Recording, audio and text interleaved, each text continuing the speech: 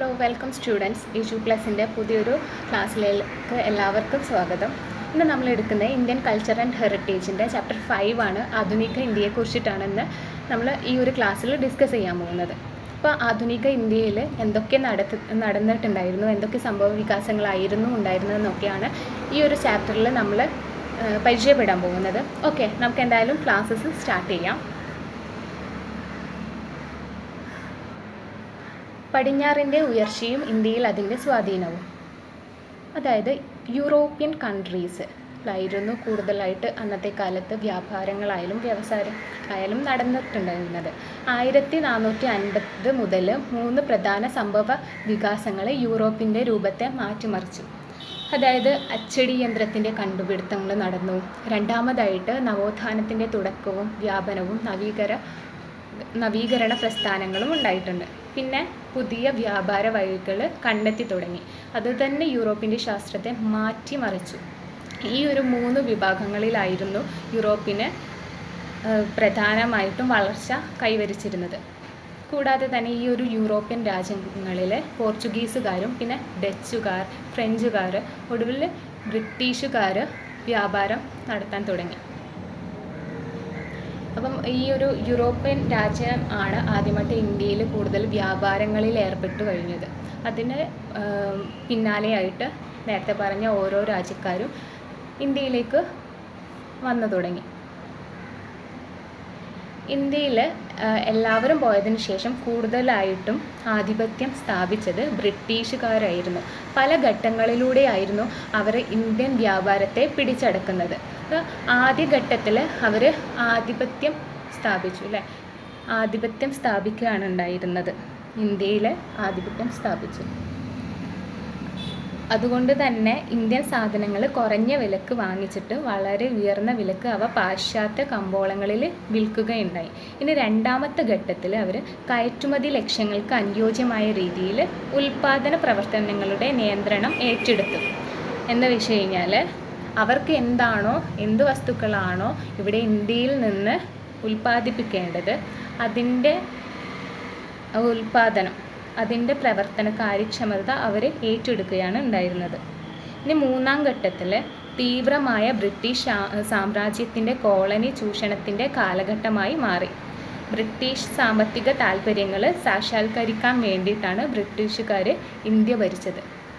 അവർക്ക് അവരുടെ രാജ്യം കൂടുതൽ ഗംഭീരമായിട്ട് കൊണ്ടുപോകണം എന്നുണ്ടായിരുന്നു. അപ്പം നമ്മുടെ ഇന്ത്യയിലുള്ള അസംസ്കൃത വസ്തുക്കളും മറ്റും യൂസ് ചെയ്തുകൊണ്ട് കൂടുതലായിട്ട് അവർ വ്യാപാരം നടത്തി.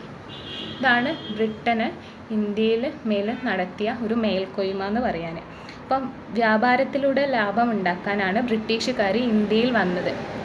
അപ്പം ആ ഒരു 1757 പ്ലാസി യുദ്ധത്തിന് ശേഷം ബംഗാളിലെ യഥാർത്ഥ നേതാക്കന്മാരായിട്ട് ആരും മാറി? ബ്രിട്ടീഷുകാർ മാറി. വിദേശ സാധനങ്ങളുടെ കയറ്റുമതി അവരുടെ വ്യാപാര പുരോഗതിക്കും ബംഗാളിനു മേലുള്ള രാഷ്ട്രീയ നിയന്ത്രണത്തിനും ആർക്കു പറ്റി? ബ്രിട്ടീഷുകാർക്ക് മേൽക്കൊയ്മ നേടാൻ പറ്റി. പിന്നെ കോട്ടൺ പോലെയുള്ള അസംസ്കൃത വസ്തുക്കൾ, കോട്ടൺ തുണികളൊക്കെ കൂടുതലായിട്ട് ഉണ്ടാക്കിയിരുന്നത് നമ്മുടെ ഈ ഇന്ത്യക്കാരായിരുന്നു. അപ്പം നമ്മുടെ ഇന്ത്യയിലുള്ള എല്ലാ വസ്തുക്കളും അസംസ്കൃത വസ്തുക്കൾ തുടർച്ചയായിട്ട് ബാക്കിയുള്ള ഇംഗ്ലണ്ടിലേക്ക്, അതായത് ബ്രിട്ടീഷുകാർ അവരുടെ നാട്ടിലേക്ക് കയറ്റുമതി ചെയ്യുകയാണ് ഉണ്ടായിരുന്നത്. ഇനി 18ാം നൂറ്റാണ്ടിലെ ഇന്ത്യ എന്ന് പറഞ്ഞു കഴിഞ്ഞാൽ അതിൻ്റെ സമ്പദ് വ്യവസ്ഥ എങ്ങനെയാണ്, സമൂഹം, സംസ്കാരം എങ്ങനെയാണെന്ന് നമുക്ക് നോക്കാം. മുഗൾ സാമ്രാജ്യത്തിൻ്റെ കീഴിൽ വിദേശ വ്യാപാരം പുരോഗതി പ്രാപിച്ചിട്ടുണ്ടായിരുന്നു. പേർഷ്യ, ഗൾഫ് പ്രദേശങ്ങളിൽ നിന്നും അസംസ്കൃത പട്ടും പവിഴമുത്തുകൾ, കമ്പിളി, ഈന്തപ്പഴം തുടങ്ങിയവയെല്ലാം ഇറക്കുമതി ചെയ്തു. കൂടാതെ തേയില, ചീനക്കളിമണ്ണ്, പട്ട് എന്നിവ ആഡംബര വസ്തുക്കളെല്ലാം ടിബറ്റിൽ നിന്നും സിംഗപ്പൂരിൽ നിന്നും ഇന്തോനേഷ്യയിൽ നിന്നൊക്കെ നമ്മുടെ രാജ്യത്തിലേക്ക് ഇറക്കുമതി ചെയ്യുകയുണ്ടായി. ഒരു അനുകൂലമായിട്ടുള്ളൊരു വ്യാപാര സന്തുലനാവസ്ഥ ഉണ്ടായിരുന്നിട്ട് പോലും ഇന്ത്യൻ സാമ്പത്തിക അവസ്ഥ നിരന്തരമായ യുദ്ധങ്ങൾ കാരണം മെച്ചപ്പെട്ടിട്ടില്ല. കാരണം ഇവിടെ ഇന്ത്യയിൽ എപ്പോഴും യുദ്ധങ്ങളായിരുന്നു അല്ലേ. അവർക്ക് പ്രത്യേകിച്ച് സാമ്പത്തികപരമായിട്ട് കൂടുതലായിട്ട് പുരോഗമിക്കാൻ വേണ്ടിയിട്ട് ഇന്ത്യക്ക് സാധിച്ചില്ല. അത് നമ്മുടെ ഇന്ത്യയിലുണ്ടായിരുന്ന നിരന്തരമായിട്ടുള്ള യുദ്ധങ്ങളായിരുന്നു. പിന്നാണെങ്കിൽ ഇംഗ്ലണ്ട്, പോർച്ചുഗൽ, സ്പെയിൻ ഈ 18-ാം നൂറ്റാണ്ടിലെ യൂറോപ്യൻ രാജ്യങ്ങളായിട്ടുള്ളവ ഇന്ത്യയുമായി വ്യാപാരത്തിനായിട്ട് തൽപരരായിരുന്നു. രാജ്യത്ത് വളരെയധികം സാമ്പത്തിക രാഷ്ട്രീയ അസ്ഥിരത സൃഷ്ടിക്കുന്നതിന് ഈ രാജ്യക്കാരൊക്കെ കാരണമായിട്ടുണ്ട്. ആത്യന്തികമായിട്ട് പറയുകയാണെങ്കിൽ ആ രാജ്യത്തിൻ്റെ സാമ്പത്തിക വ്യവസ്ഥിതിയും നശിപ്പിക്കാൻ ആരൊക്കെ കാരണമായി? ഈ യൂറോപ്യൻ കൺട്രീസ് കാരണമായി. പക്ഷേ ഈ സമയത്തിനുള്ളിൽ തന്നെ ഇന്ത്യയുടെ പ്രസക്തി മഹത്വം ലോകം മുഴുവന് വ്യാപിക്കാൻ കഴിഞ്ഞു. അതായത് നമ്മൾ ഇന്ത്യ എന്ന് വെച്ച് കഴിഞ്ഞാൽ അത്രമേൽ സമൃദ്ധമാണ്, പല വിഭവങ്ങളാലും സമൃദ്ധമാണെന്ന് ബാക്കിയുള്ള യൂറോപ്യൻ കൺട്രീസിന് മനസ്സിലായി. അതുകൊണ്ടാണ് ഇന്ത്യക്ക് മുകളിൽ ആധിപത്യം സ്ഥാപിക്കാൻ വേണ്ടിയിട്ട് അവർ ഇന്ത്യയെ കീഴ്പ്പെടുത്താൻ ശ്രമിച്ചിരുന്നത്. പിന്നെ ഞാൻ പറഞ്ഞല്ലോ, അസംസ്കൃത പട്ട്, സിൽക്ക്, തുണിത്തരങ്ങൾ, ഇൻഡിഗോ, പഞ്ചസാര, കുരുമുളക് തുടങ്ങി നിരവധി വസ്തുക്കൾ ഇന്ത്യ കയറ്റുമതി ചെയ്തു. ഇന്ത്യയുടെ പരുത്തി തുണിത്തരങ്ങൾ ലോകമെമ്പാടും പ്രശസ്തമായിരുന്നു. കൂടാതെ സാമൂഹികമായിട്ട് പറയുന്നതാണെങ്കിൽ ജനങ്ങളുടെ സാമൂഹികപരവും സാംസ്കാരികമായിട്ടുള്ള ജീവിതത്തിൽ ഐക്യം ഒട്ടും തന്നെ ഉണ്ടായിരുന്നില്ല. അപ്പം ഹിന്ദു ആൻഡ് മുസ്ലിംസ് 2 വിഭാഗങ്ങളായിട്ടായിരുന്നു അവർ ഉണ്ടായിരുന്നത്. അവർക്ക് 2 പേരും തമ്മിൽ എന്തായിരുന്ന ഒരു ഐക്യം ഉണ്ടായിട്ടുണ്ടായിരുന്നില്ല. 2 പേരും അവരുടെ പ്രദേശത്താലും ഗോത്രം, ഭാഷ, ജാതി എന്നിവയുടെ അടിസ്ഥാനത്തിലൊക്കെ വിഭജനം നേരിട്ടിട്ടുണ്ടായിരുന്നു. അതുകൊണ്ട് തന്നെ ഇന്ത്യക്ക് ഐക്യമില്ലാത്തതിനാൽ യൂറോപ്യൻ ശക്തികൾക്ക് ഇന്ത്യക്ക് മേൽക്കോയ്മ നേടാൻ പറ്റി. ഓക്കെ, അപ്പം പിന്നാണെങ്കിൽ വേറെ ഇന്ത്യൻ്റെ ആ ഒരു ഭാഗം പറയുന്നതാണെങ്കിൽ ശാസ്ത്രരംഗത്ത് കുറേ പുരോഗമിക്കാൻ ഇന്ത്യക്ക് അക്കാലത്ത് കഴിയുമായിരുന്നു. എന്നിരുന്നാൽ പോലും ഇന്ത്യ അതിനൊരു പ്രത്യേക തരത്തിലുള്ള പരിഗണന കൊടുത്തിട്ടുണ്ടായിരുന്നില്ല. ഗണിതശാസ്ത്രത്തിലായാലും നമ്മുടെ സയൻസ് വിഷയങ്ങളിലായാലും കൂടുതലായിട്ട് ശാസ്ത്രജ്ഞന്മാരൊക്കെ അക്കാലത്ത് ഉണ്ടായിരുന്നു. കൂടുതലായിട്ട് നമുക്കതിൽ ഡെവലപ്മെൻറ്റ്സ് കൊണ്ടുവരാൻ കഴിയുമായിരുന്നു. പക്ഷേ എന്നിരുന്നാലോ അത്രത്തോളം ആ ഒരു മേഖലയിലേക്ക് നമുക്ക് മുന്നേറ്റം കൈവരിക്കാൻ ഇന്ത്യക്കാർ അജ്ഞരായി തുടർന്നു കൊണ്ടിരുന്നു. ഇനി സാമൂഹികവും മതപരവുമായിട്ടുള്ള പരിഷ്കാരങ്ങൾ അല്ലെങ്കിൽ പരിഷ്കർത്താക്കൾ, ആ ഒരു ടൈമിൽ ഉണ്ടായിട്ടുള്ള പരിഷ്കർത്താക്കളെയാണ് നമ്മൾ പറയുന്നത്. ആദ്യമായിട്ട് പറയുന്നതാണെങ്കിൽ രാജാറാം മോഹൻ റോയ്. രാജാറാം മോഹൻ റോയ് എല്ലാവർക്കും അറിയേണ്ടാവും. ചെറിയ ക്ലാസ്സിൽ നമ്മൾ കേട്ട് പരിചയമുള്ള ഒരാളാണ് രാജാറാം മോഹൻ റോയ്. സതി നിർത്തലാക്കിയത് ആരായിരുന്നു? ഈ ഒരു പണ്ഡിതനായിരുന്നു. അപ്പം അദ്ദേഹത്തിൻ്റെ പങ്ക് ഹിന്ദു സമൂഹത്തെ പരിഷ്കരിക്കുക, ഇന്ത്യയെ പുനരുദ്ധരിക്കുക എന്നതായിരുന്നു. അപ്പം അക്കാലഘട്ടത്തിൽ ഈ ഒരു മോഡേൺ യുഗത്തിൽ ഹിന്ദുക്കളുടെ ഇടയിൽ നിരവധി സാമൂഹിക ആചാരങ്ങൾ നിലനിന്നിരുന്നു. അവയ്ക്ക് മതപരമായ അനുമതി വേണമെന്ന് അവകാശപ്പെട്ടിരുന്നത് ആരായിരുന്നു? രാജാറാം മോഹൻ റോയ് ആയിരുന്നു. പിന്നീട് സതി എല്ലാവർക്കും അറിയാം അല്ലെ, കൂടുതലായിട്ട് പെൺകുട്ടികൾ ഭർത്താക്കന്മാർ മരിച്ചു കഴിഞ്ഞ് കഴിഞ്ഞാൽ അവരെ ചിതയിൽ ചാടിയിട്ട് ആത്മഹത്യ ചെയ്യണം. മുൻപ് കാലത്തൊക്കെ ഇന്ത്യയിൽ ശൈശവ വിവാഹം നടന്നിരുന്നു അല്ലേ. അപ്പം ആ ഒരു പെൺകുട്ടി വിവാഹം ചെയ്യുന്നത് നല്ല വയസ്സായിട്ടുള്ള ഒരു ഏജ്ഡ് ആയിട്ടുള്ള മനുഷ്യനായിരിക്കും. അപ്പം അവർ മരിച്ചു കഴിഞ്ഞ് കഴിഞ്ഞാൽ ആ ചെറുപ്പക്കാരിയായിട്ട് കുട്ടി, ഇനിയും ഭാവിയുള്ള ഒരു പെൺകുട്ടി അദ്ദേഹത്തിൻ്റെ ചിതയിൽ ചാടി മരിക്കണമെന്നാണ് അന്നത്തെ നിയമം ഉണ്ടായിരുന്നത്. പക്ഷെ അതിനെതിരെ ശക്തമായി പോരാടി സതി നിർത്തലാക്കിയ ഒരു വ്യക്തിയാണ് രാജാറാം മോഹൻ റോയ്. പിന്നെ അദ്ദേഹത്തിൻ്റെ ഒരു സമാജത്തിൻ്റെ പേരാണ് ബ്രഹ്മസമാജം. സമാജത്തിൻ്റെ നേതാവായി രാജാറാം മോഹൻ റോയ് ആണ്. ബ്രഹ്മസമാജത്തെ നേതാവായിട്ടുണ്ടായിരുന്നത് രാജാറാം മോഹൻ റോയ് ആണ്. പിന്നെ അദ്ദേഹത്തിന് പകരമായിട്ട് രവീന്ദ്രനാഥ ടാഗോർ വരികയാണ് ഉണ്ടായിരുന്നത്. ഇനി നെക്സ്റ്റ് വരുന്നത് പ്രാർത്ഥനാ സമാജവും റാനഡയുമാണ്. 1867 ആത്മറാം പാണ്ഡു റാങ്ങിനാൽ ബോംബെയിൽ സ്ഥാപിതമായിരുന്ന പ്രാർത്ഥനാ സമാജ് ഉണ്ടായത്.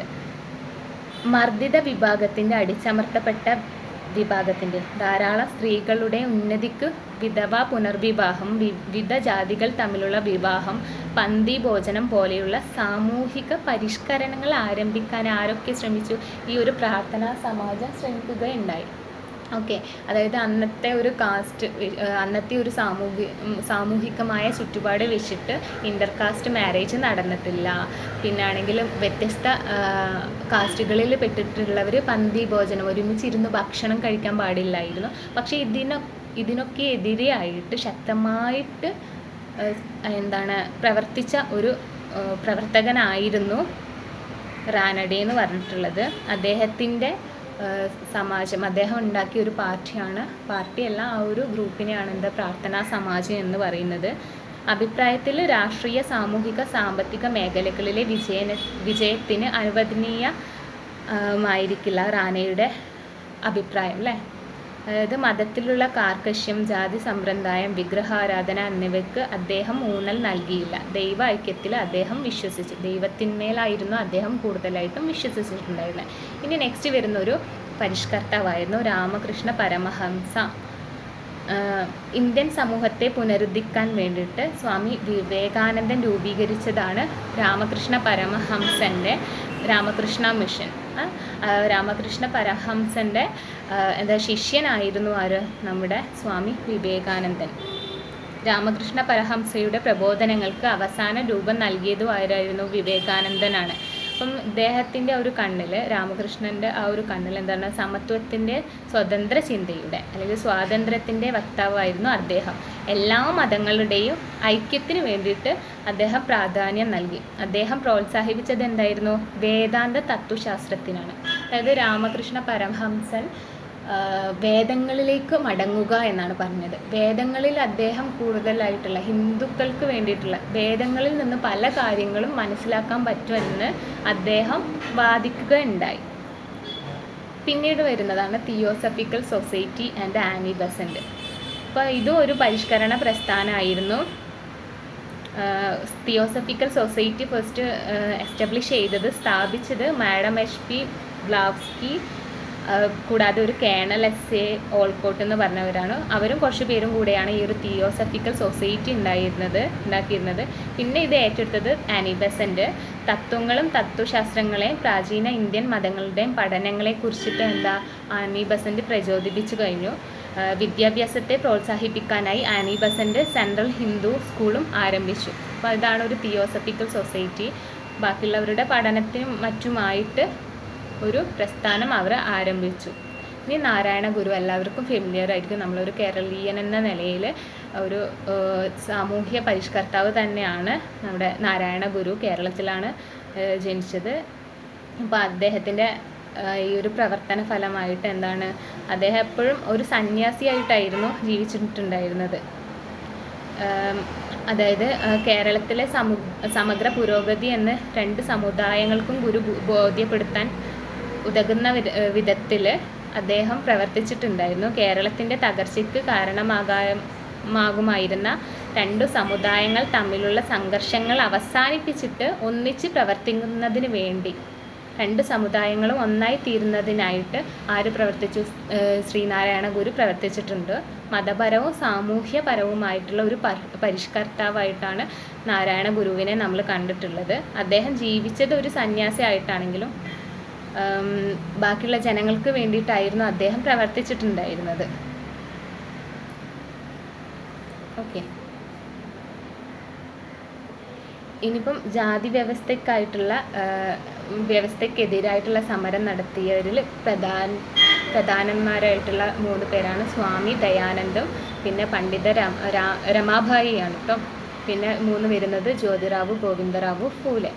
അപ്പോൾ ഫസ്റ്റ് നമ്മൾ സ്ത്രീകളുടെ ഉന്നമനത്തിനായിട്ടാണ് സ്വാമി ദയാനന്ദ് പ്രവർത്തിച്ചിട്ടുണ്ടായിരുന്നത്. സ്ത്രീകളും സ്വയം വളരെയധികം വളരണമെന്ന് അദ്ദേഹം ആഗ്രഹിച്ചു. അപ്പം ഈ ഒരു സ്വാമി ദയാനന്ദ സരസ്വതി വേദങ്ങളിലെയും സംസ്കൃത ഭാഷയിലുമുള്ള ആധികാരികമായ പാണ്ഡിത്യം സ്വാമി വിവേകാനന്ദയെ ഒരു അമൂല്യ നിധിയാക്കിയിരുന്നു. സ്വാമി ദയാനന്ദ സരസ്വതിയെ വിവേകാനന്ദ എന്ന് പറയുന്നുണ്ട്. അപ്പം നൂറ്റാണ്ടുകളായി ഹിന്ദു സമുദായത്തിലേക്ക് പടർന്നു കയറിയിട്ടുള്ള സാമൂഹികമായ തിന്മകൾക്ക് കാരണം വേദങ്ങളെക്കുറിച്ച് ജ്ഞാനമില്ലായ്മയാണെന്നാര് സ്വാമി ദയാനന്ദ സരസ്വതി പറയുകയുണ്ടായി. പിന്നെ ആണെങ്കിൽ നെക്സ്റ്റ് വരുന്നത് പണ്ഡിത രമാബായി ആണ്. പണ്ഡിത രമാബായി എന്ന് വെച്ച് കഴിഞ്ഞാൽ കൂടുതലായിട്ട് പറയുന്നത് അവർ പ്രഭാഷണങ്ങളിലൊക്കെ പ്രാസംഗികയായിരുന്നു. ആ ഒരു ടൈമിൽ, നമ്മുടെ ഇന്ത്യയിൽ ആ ഒരു ടൈമിൽ എന്താണോ ജാതിക്കകത്ത് നമുക്ക് സ്ത്രീകളുടെ ഉന്നമനത്തിനായിട്ട് പ്രസംഗിക്കുകയൊക്കെ ചെയ്തൊരു വ്യക്തിയാണ് രമാബായി. അപ്പം നമ്മളിപ്പം കുറച്ചും കൂടെ എന്താണ് അറിവുള്ള വ്യക്തികളെ പണ്ഡിതന്മാരെന്ന് വിശേഷിപ്പിക്കുന്നത് പോലെ തന്നെ ഒരു സ്ത്രീകളുടെ മേലിൽ അറിവുള്ളൊരു വ്യക്തിയാണല്ലോ രമാബായി. അതുകൊണ്ട് തന്നെയാണ് അവരെ പണ്ഡിത എന്ന് വിശേഷിപ്പിക്കാൻ കാരണം. പിന്നെയാണെങ്കിൽ ജ്യോതിറാവു ഗോവിന്ദറാവു ഫൂലെ എന്ന് പറഞ്ഞു കഴിഞ്ഞാൽ 1827 ജനിച്ച് 90 മരണമടഞ്ഞ ഒരു വ്യക്തിയായിരുന്നു. ജ്യോതിബ എന്ന പ്രശസ്ത പേരിലായിരുന്നു അദ്ദേഹം അറിയപ്പെട്ടിട്ടുണ്ടായിരുന്നത്. പിന്നെ താഴ്ന്ന ജാതിക്കാർക്ക് വേണ്ടിയിട്ടായിരുന്നു അദ്ദേഹം പ്രവർത്തിച്ചിട്ടുണ്ടായിരുന്നത്. അദ്ദേഹത്തിൻ്റെ ഒരു പ്രസ്ഥാനത്തിൻ്റെ പേരായിരുന്നു 1873 സ്ഥാപിച്ചതാണ് സത്യശോധക്. അപ്പോൾ പിന്നോക്ക വിഭാഗങ്ങൾക്കും തൊട്ടുകൂടാത്തവർക്ക് എന്ന് വിളിച്ചിരുന്ന ജനവിഭാഗങ്ങൾക്കും വേണ്ടി സാമൂഹിക നീതി അന്വേഷിക്കുക എന്നതായിരുന്നു അദ്ദേഹത്തിൻ്റെ ഈ ഒരു സമാജത്തിനെ കൊണ്ടുള്ള ഒരു ഉദ്ദേശം, സത്യശോധക കൊണ്ടുള്ള ഉദ്ദേശമായിട്ട് മാറിയത്. ഓക്കെ, ഇനി നെക്സ്റ്റ് സ്വാതന്ത്ര്യം മുതൽ ഇന്ത്യ. സ്വാതന്ത്ര്യം മുതൽ 1945 ശേഷം ഇന്ത്യക്ക് സ്വാതന്ത്ര്യം കിട്ടിയില്ലേ, അതിന് ശേഷം ഇന്ത്യ എങ്ങനെയായിരുന്നു എന്നാണ് പറയുന്നത്.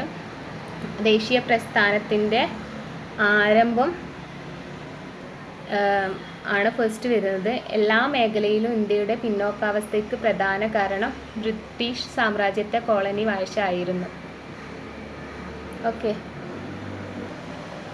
അപ്പം തങ്ങൾക്കൊരു പൊതു ശത്രു ഉണ്ട് എന്ന് തിരിച്ചറിഞ്ഞത് എപ്പോഴായിരുന്നു? 19ാം നൂറ്റാണ്ടോടെയാണ്. അപ്പം എല്ലാ ഇന്ത്യക്കാർക്കും മനസ്സിലായി, മുൻപുള്ള ഇന്ത്യക്കാരെന്തായിരുന്നു?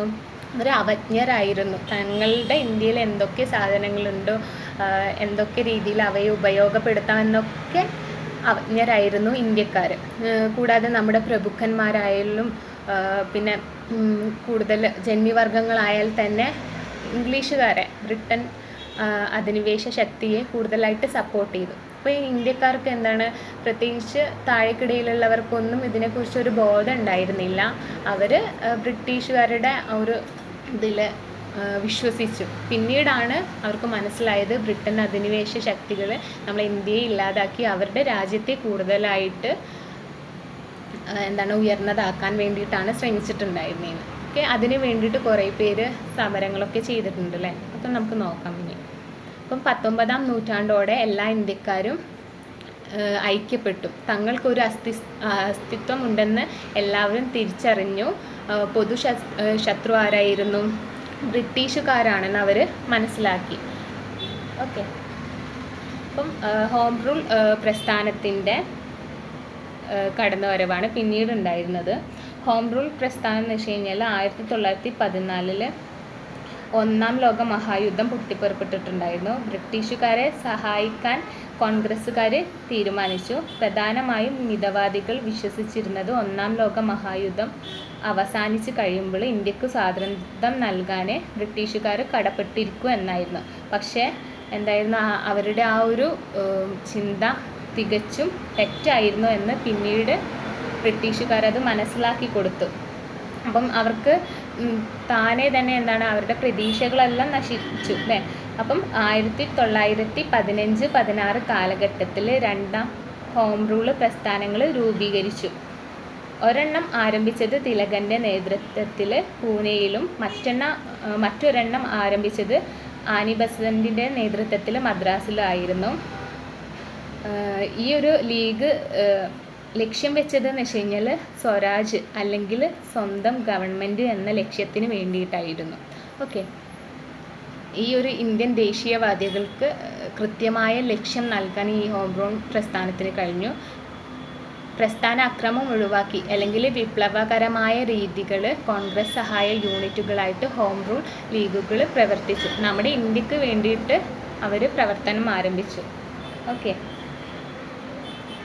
ഇനി 1905 മുതൽ 1918 വരെയുള്ള കാലഘട്ടമായിരുന്നു തീവ്രവാദികളുടെ കാലഘട്ടം എന്നായിരുന്നു ഈ ഒരു കാലഘട്ടത്തെ വിശേഷിപ്പിച്ചിട്ടുണ്ടായിരുന്നത്. ഇന്ത്യയുടെ രാഷ്ട്രീയത്തെ നിർവചിക്കുന്നതിലെ പരാജയത്തിൻ്റെ അടിസ്ഥാനത്തിലാണ് തീവ്രവാദികൾ മിതവാദികളെ വിമർശിച്ചിരുന്നത്. ലക്ഷ്യങ്ങൾ സൗമ്യവും ഫലപ്രദവുമല്ലാത്ത രീതികൾ ഉപയോഗിച്ചും പ്രസ്ഥാനം പരാജയപ്പെടുന്നു. തീവ്രവാദികളുടെ തീവ്ര വിഭാഗത്തെ നയിച്ച മൂവന്മാരും അറിയപ്പെടുന്നത് ലാൽ, ബാൽ, പാൽ എന്നായിരുന്നു. അതായത് ഈ ഒരു കാലഘട്ടത്തിൽ ഇന്ത്യ ആക്ട് 1919 മിതവാദികൾ ഈ പരിഷ്കരണങ്ങൾ സ്വാഗതം ചെയ്തു. അപ്പോൾ തീവ്രവാദികൾ എന്തായിരുന്നു? അവയെ തള്ളിക്കളഞ്ഞു. രാഷ്ട്രീയ ഹിംസകൾ അടിച്ചമർത്താൻ 1919 ഒരു റൗലറ്റ് നിയമം പാസാക്കി. ഈ ഒരു പശ്ചാത്തലത്തിൽ ഇന്ത്യൻ സ്വാതന്ത്ര്യ പ്രസ്ഥാന പ്രവർത്തനത്തിന് ഒരു പുതിയ രാഷ്ട്രീയ മുഖം പ്രത്യക്ഷപ്പെടാൻ കാരണമായിരുന്നു. ഒരു കോൺഗ്രസ്സിലെ തന്നെ നേതൃത്വ നിരയിലെ ശൂന്യതയെ ഇല്ലാതാക്കി പ്രമുഖ നേതൃത്വം വഹിച്ചത് നമ്മുടെ ആരായിരുന്നു? മഹാത്മാഗാന്ധി ആയിരുന്നു. അപ്പം ദക്ഷിണാഫ്രിക്കയിൽ ഇന്ത്യക്കാർക്കെതിരെ വ്യാപിച്ചിരുന്ന വേർതിരിവിനെതിരെ പ്രസ്ഥാനത്തെ നയിച്ചത് ഗാന്ധിജി ആയിരുന്നു. ഓക്കെ, ഇനി 1919 മുതൽ 1934 വരെയുള്ള കാലഘട്ടമാണ് പറയുന്നത്. മൊണ്ടാക്കു ചെംസ്ഫോർഡ് പരിഷ്കാരങ്ങൾ പ്രവിശ്യകൾ ഡയാർക്കി അവതരിപ്പിച്ചു. ഗവൺമെൻറ് ഓഫ് ഇന്ത്യൻ ആക്ട് 1919 മിതവാദികൾ ഈ പരിഷ്കാരങ്ങളെ സ്വാഗതം ചെയ്തു. തീവ്രവാദികൾ അവരെ തള്ളിക്കളഞ്ഞു. ഇപ്പം റൗലറ്റ് നിയമം പാസ്സാക്കിയതും ഈ ഒരു വർഷത്തിലായിരുന്നു. ഇന്ത്യക്കാരോട് കാണിക്കുന്ന വിവേചനത്തിനെതിരായ പ്രസ്ഥാനത്തിനാരായിരുന്നു? ഗാന്ധി നേതൃത്വം നൽകിയിരുന്നു. അപ്പോൾ ഇതാണ് 1919 മുതൽ 1934 വരെയുള്ള കാലഘട്ടം. ഇനി 1905 മുതൽ 1918 വരെയുള്ളൊരു കാലഘട്ടത്തിൽ എന്ന് വെച്ച് കഴിഞ്ഞാൽ ദേശീയ പ്രസ്ഥാനത്തെ തീവ്രവാദികളുടെ കാലഘട്ടമായിട്ടാണ് നമ്മൾ വിശേഷിപ്പിച്ചത്. ഈ പറയുന്ന പശ്ചാത്തലത്തിൽ തീവ്രവാദികൾ മിതവാദികളെ വിമർശിക്കുന്നു. ഇന്ത്യയുടെ രാഷ്ട്രീയ ലക്ഷ്യത്തെ നിർവചിക്കുന്നതിലുള്ള പരാജയം, കാര്യക്ഷമമല്ലാത്ത രീതികളും ലളിതമായ രീതികളും ഉപയോഗിച്ച് പ്രസ്ഥാനത്തെ ഒരു പൊതു ജനപ്രസ്ഥാനമാക്കുന്നതിൽ പരാജയപ്പെടുകയും ഈ ഒരു കാലഘട്ടത്തിൽ ചെയ്തു. പറഞ്ഞു, തീവ്രവാദികളുടെ തീവ്ര വിഭാഗത്തെ നയിച്ചിരുന്നത് ലാൽ ബഹദൂർ ശാസ്ത്രി, പിന്നെ ബിപിൻ ചന്ദ്രപാൽ, ബാൽ എന്ന് പറഞ്ഞ 3 പേരും കൂടെയായിരുന്നു ഈ ഒരു തീവ്രവാദികളുടെ തീവ്ര വിഭാഗത്തെ നയിച്ചിട്ടുണ്ടായിരുന്നത്. ഓക്കെ, ഇനി നമുക്ക് പറഞ്ഞത് ജാലിയൻ വാലാബാഗ് കൂട്ടക്കൊല 1919 ഏപ്രിൽ 13 അമൃത്സറിൽ നടന്നു. അപ്പം ആ ഒരു ജാലിയൻ വാലാബാഗ് കൂട്ടക്കൊലയിൽ 1000ഓളം പീപ്പിൾസ് കൂട്ടക്കൊല ചെയ്യപ്പെടുകയുണ്ടായിരുന്നു. പിന്നെ 1919 നവംബറിൽ ഖിലാഫത്ത് പ്രസ്ഥാനം ആരംഭിച്ചു. അപ്പം ഖിലാഫത്ത് പ്രസ്ഥാനത്തിൻ്റെ എന്തായിരുന്നു? നിസ്സഹരണ പ്രസ്ഥാനവുമായിട്ട് ലയിച്ചിരുന്നു. പിന്നെ വരുന്നത് 1900, ഇതൊക്കെ ഈ ഒരു സ്വാതന്ത്ര്യാനന്തര ഇന്ത്യയിൽ നടന്ന മുൻപേ ഉണ്ടായിരുന്ന കാര്യങ്ങളാണ് കേട്ടോ. 1928 നെഹ്റു റിപ്പോർട്ട് എന്ന പേരിൽ ഇന്ത്യയുടെ ഒരു ഭരണഘടനയുടെ രൂപരേഖ വരച്ചു. 1929 എന്താ? കോൺഗ്രസിൻ്റെ ലാഹോർ സമ്മേളനത്തിൽ പൂർണ്ണ സ്വരാജിൻ്റെ മുദ്രാവാക്യം സ്വീകരിക്കുകയുണ്ടായിരുന്നു. പിന്നീട് 1930 ജനുവരി 26 സ്വാതന്ത്ര്യ ദിനമായി ആചരിച്ചു. അതേ ഇതിൽ തന്നെ ഏപ്രിൽ 6 ദണ്ഡി മാർച്ച് എന്ന ഉപ്പ് സത്യാഗ്രഹം ഗാന്ധിജി ഏറ്റെടുക്കുകയും ചെയ്തു. ഇനി നവീകരണ പ്രസ്ഥാനത്തിൽ ആര്യ സമാജത്തിൻ്റെ പങ്ക് എന്താണെന്ന് നമുക്ക് പരിശോധിക്കാം. 1875 സ്വാമി ദയാനന്ദ സരസ്വതി ആര്യ സമാജം സ്ഥാപിച്ചത്.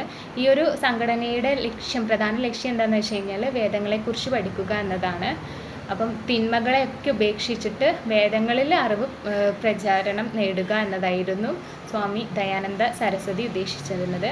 കൂടുതലായിട്ടും സ്ത്രീകളുടെ ഉന്നമനത്തിന് വേണ്ടിയിട്ടായിരുന്നു അവരുടെ തുല്യ പദവി തന്നെ അവർ സമൂഹത്തിൽ സ്ത്രീകൾക്ക് വേണമെന്നും ആര്യസമാജം ആ ഒരു പ്രസ്ഥാനം സ്ഥാപിച്ചു, വാദിക്കുകയുണ്ടായിരുന്നു. അവർക്കും പിന്നീട് കൂടാതെ തൊട്ടുകൂടായ്മ, തീണ്ടിക്കൂടായ്മ ഒക്കെ ആ ഒരു കാലഘട്ടത്തിൽ ഉണ്ടായിരുന്നുണ്ട്. അതിനെ പൂർണ്ണമായിട്ട് എതിർക്കുകയും ചെയ്തു.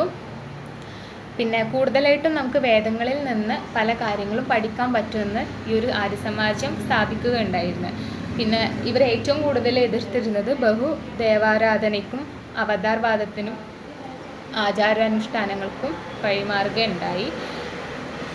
പിന്നാണെങ്കിൽ എന്താണ്, ഇന്ത്യയുടെ ചരിത്രത്തിൽ ആദ്യമായിട്ട് വേദങ്ങൾ അച്ചടിക്കപ്പെട്ടത് ആര്യസമാജത്തിൻ്റെ ശ്രമഫലമായിട്ടാണ്. ഇവർ കൂടുതലായിട്ട് സപ്പോർട്ട് ചെയ്തത് ആരെയായിരുന്നു?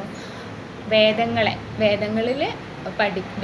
പഠിക്കുക, വേദങ്ങളിലൂടെ നമുക്ക് അറിവ് നേടാനാകുമെന്ന് ഈ ഒരു ആര്യസമാജം സ്ഥാപിക്കുകയുണ്ടായി. ഇനി വിദ്യാഭ്യാസ മേഖലയിൽ ദയാനന്ദ സരസ്വതിയുടെ സംഭാവന എന്തായിരുന്നു? ഒരു ക്വസ്റ്റ്യൻ ചോദിച്ചു കഴിഞ്ഞാൽ നമുക്കിങ്ങനെ ആൻസർ ചെയ്യാം. കൂടുതലായിട്ടും അവർ സ്ത്രീകളുടെ വിദ്യാഭ്യാസത്തിനാണ് മുൻഗണന നൽകിയിട്ടുണ്ടായിരുന്നത്. പിന്നെ നമ്മുടെ സ്വാമി ദയാനന്ദ സരസ്വതി സംസ്കൃത ഭാഷയിലും പണ്ഡിതനായിരുന്നു. അപ്പം കൂടുതലായിട്ടും വേദങ്ങളൊക്കെ എഴുതുന്നത് സംസ്കൃതത്തിലായിരിക്കും അല്ലേ. അപ്പം അദ്ദേഹത്തിൻ്റെ ഏറ്റവും വലിയ സമ്പത്തെന്ന് വിശേഷിപ്പിക്കുന്നതും ആ ഒരു സംസ്കൃത ഭാഷയിലുള്ള പാണ്ഡിത്യമായിരുന്നു. അത് തന്നെ വേദങ്ങൾ ഉണ്ടാക്കാനും അദ്ദേഹത്തെ സഹായിച്ചു. പിന്നെ ആണെങ്കിൽ 1875 ആര്യസമാജം സ്ഥാപിച്ചത് ഈ ഒരു ആര്യസമാജത്തിൻ്റെ ശ്രമഫലമായിട്ടാണ് പല കാര്യങ്ങളും അദ്ദേഹം നടത്തിക്കൊണ്ടുവന്നത് സമൂഹത്തിലേക്ക്. ഈ സമൂഹം ഭാരതീയർക്ക് വേദങ്ങളെക്കുറിച്ചുള്ള യഥാർത്ഥ അറിവ് പ്രചരിപ്പിക്കാൻ സഹായിക്കുകയുണ്ടായിരുന്നു. ഓക്കെ, നമുക്ക് എന്താണ് ലിത്തോഗ്രഫി ഇന്ത്യൻ ഭാഷകളുടെ വളർച്ചയിൽ അതെങ്ങനെ സഹായിച്ചു എന്ന് നോക്കാം. ലിത്തോഗ്രഫി എന്ന് വെച്ച് കഴിഞ്ഞാൽ നോർമലി നമ്മളിപ്പം ഒരു അച്ചടി യന്ത്രമാണ്. അതായത് നമുക്കിപ്പം ന്യൂസ് പേപ്പേഴ്സ് എല്ലാം പണ്ട് കാലത്തിൽ അല്ലേ അച്ചടിക്കാൻ കുറച്ച് നമ്മുടെ വാക്യങ്ങൾ അച്ചടിക്കാൻ വേണ്ടിയിട്ട് യൂസ് ചെയ്ത ഒരു ഉപകരണമാണ്. അപ്പം ഏകദേശം 1800 മുതൽ 100 കണക്കിന് ലഘുലേഖകളും പുസ്തകങ്ങളും ഇതിലൂടെ അച്ചടിക്കപ്പെട്ടു. ഒരു അച്ചടി യന്ത്രമാണെന്ന് പറയാം. ഇത് ഇന്ത്യയിലെ വർദ്ധിച്ചു വരുന്ന സാഹിത്യ ജനസംഖ്യയുടെ ആവശ്യങ്ങൾ നിറവേറ്റി. അതായത് ഇന്ത്യയിൽ കുറേ പേർക്ക് അല്ലേ അവർക്ക് സാഹിത്യ പുരോഗതി ഉണ്ടായിട്ടുണ്ട്. അത് കഥ, കവിത, പല മേഖലകളിലും അവർ പ്രഗത്ഭരാവാൻ ഈ ഒരു ലിത്തോഗ്രഫി മൂലം സാധിച്ചു. അവരുടെ ഉള്ളിലുള്ള പല ആശയങ്ങളും സമൂഹത്തിനു മേൽ ചൂണ്ടിക്കാണിക്കാൻ വേണ്ടിയിട്ട് ഈ എന്താണ് വാക്യങ്ങളിലൂടെ അവതരിപ്പിക്കാൻ വേണ്ടിയിട്ട് ഇവരെന്ത് യൂസ് ചെയ്തു?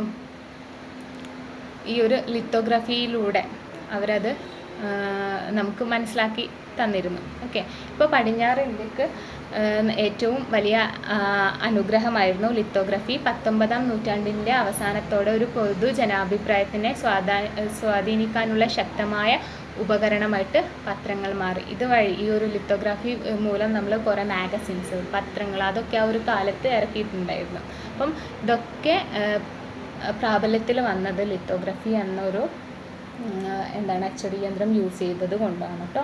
അപ്പോൾ നമ്മുടെ ക്ലാസ്സിൽ ഇത്രത്തോളമാണ് നമ്മളിന്ന് കവർ ചെയ്യുന്നത്. ഇനി നമുക്ക് കുറച്ച് ഇമ്പോർട്ടൻ്റ് ആയിട്ടുള്ള കുറച്ച് ക്വസ്റ്റ്യൻസും കാര്യങ്ങളും ഒന്ന് ഡിസ്കസ് ചെയ്യാം.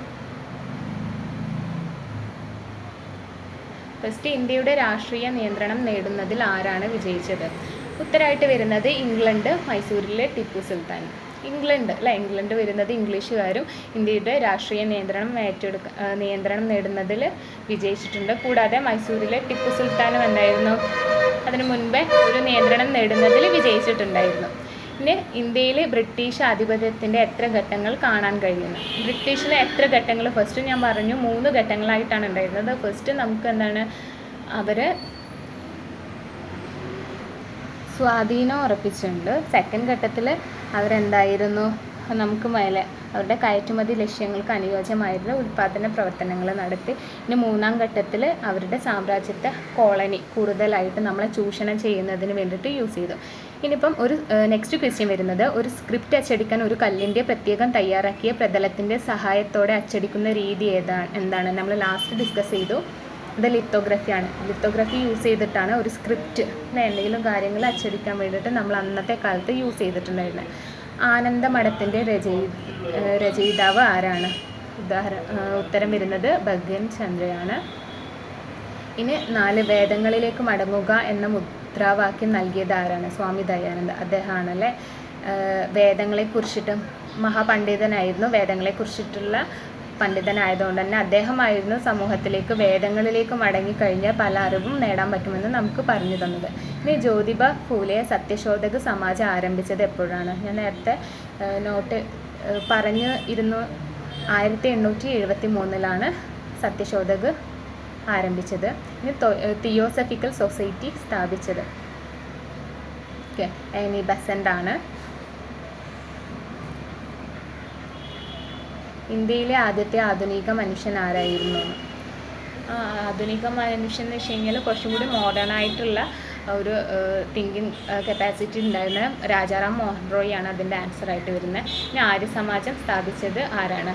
സ്വാമി ദയാനന്ദ സരസ്വതിയാണ് ആര്യസമാജം സ്ഥാപിച്ചത്. Okay, thank you. ഇന്നത്തെ ക്ലാസ് ഇവിടെ വൈൻഡപ്പ് ചെയ്യാണ്. എല്ലാവർക്കും ക്ലാസ് മനസ്സിലായെന്ന് വിശ്വസിക്കുന്നു. ഇനിയൊരു നെക്സ്റ്റ് ക്ലാസ്സിൽ കാണുന്നത് വരെ good bye and thank you.